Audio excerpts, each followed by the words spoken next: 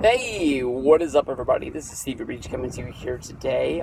There was a story out the other day about Vince McMahon basically wanting no wrestling at Monday Night Raw or at SmackDown Live during commercial breaks. This is honestly something that I think most wrestling fans watching TV have grown tired of. I know I'm guilty of being somebody who's watching a show. All of a sudden, you see some action spoil. It rolls out of the ring, and as soon as they hit the floor, we got to take a break. And I know that if you're at the shows, you see the continuation of the action. They sort of keep the match going. It's not really at the same pace.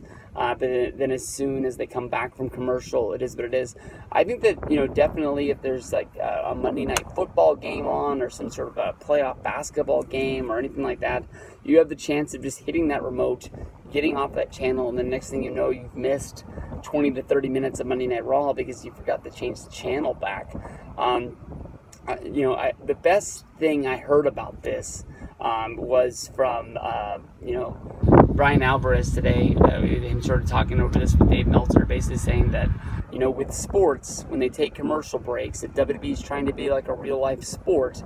When they sort of have commercial breaks, they're built around the game. Definitely, unless there's some sort of a pitching change, baseball only goes to commercial at the end of innings. There's 3 outs. The teams are switching sides. That there's going to be, a minute to a minute and a half break. You go to commercial, you show a couple ads, and you come back.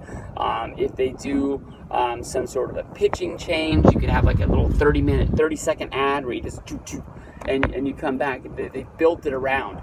To me, honestly, it sounds like Vince McMahon is trying to desperately change something that doesn't really need to be fixed. I understand maybe you build the matches where they have a certain time period, and I know that they're trying to give us longer matches that are better because they're trying to have 2 different brands. You need less wrestlers, some sort of a thing.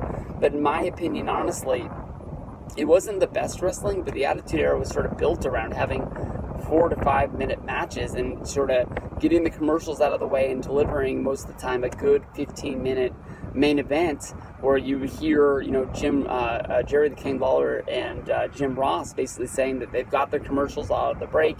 There's no more commercials at the end of the show, and that gets you like dialed in, like, bam, this is going to be for real. Stone Cold's having a match for the championship, and we ain't messing around. Even if it ended in a DQ or some sort of a smoz or something like that, you got what was delivered, and that was that main event.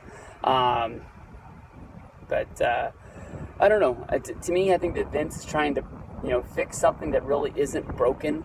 Fox, to me, wouldn't have came to the table offering that much money to bring, WWE over to Fox and put it on Friday if they wanted them to change something. They would have taken a chance and got another wrestling company. I think it's a huge leap to say TNA or Impact would have got that spot, or maybe even say that AEW, a brand new company that hadn't even ran a show at a time, could get that. But if they didn't want WWE for what Monday Night Raw was or what SmackDown was, they wouldn't have signed. They would have just basically went out and got some TV shows, or they would have found some other kind of weird sport to put on Fox at that time and basically say that's what they're doing.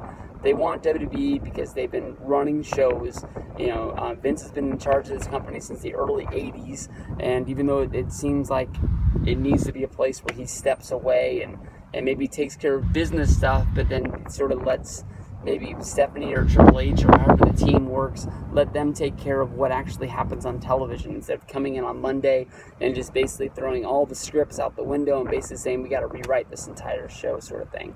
That's the thing that I think is driving a lot of people crazy, is just there's so many writers. And I know every year I call into the Wrestling Observer live show, and they do the prediction show, one of my favorite ones of the entire year, and I always say that Vince is going to fire half of the writing staff and just go back to basics, where it be him and Pat Patterson, Jim Cornette, Vince Russo. You've just got 5 or 6 guys in a room. You don't always agree, but you just get to a point when you just sort of gotta just sort of scrape it and move on. But right now, with so many different writers writing things for different wrestlers, and you can really tell that, when a wrestler is a part of the wild card rule, and he's on Raw, he's on SmackDown, sometimes they don't even use him in the same spot. Alexa Bliss is on Monday Night Raw as a babyface, she's on SmackDown as the heel.